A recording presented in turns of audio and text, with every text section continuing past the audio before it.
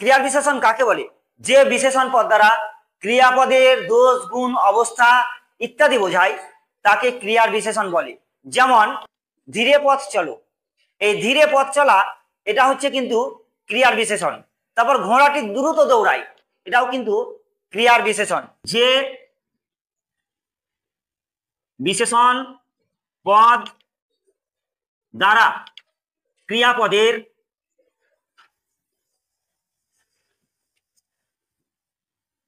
দোষ গুণ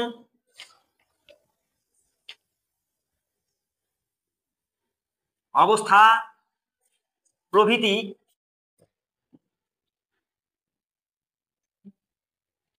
বোঝায় তাকে ক্রিয়ার বিশেষণ বলে।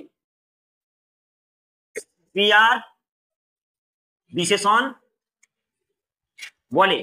বিশেষণের সংক্ষিপ্ত রূপ ভিন, আমি আগেও বলেছিলাম, আবারও বলে দিচ্ছি। ঘোড়াটি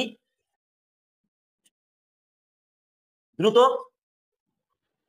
দৌড়ায়, এটা হচ্ছে একটি উদাহরণ। ক্রিয়া দ্রুত দৌড়ানো, এটা একটা কাজ, দ্রুতভাবে দৌড়াচ্ছে ঘোড়াটি। 2 নম্বর উদাহরণ,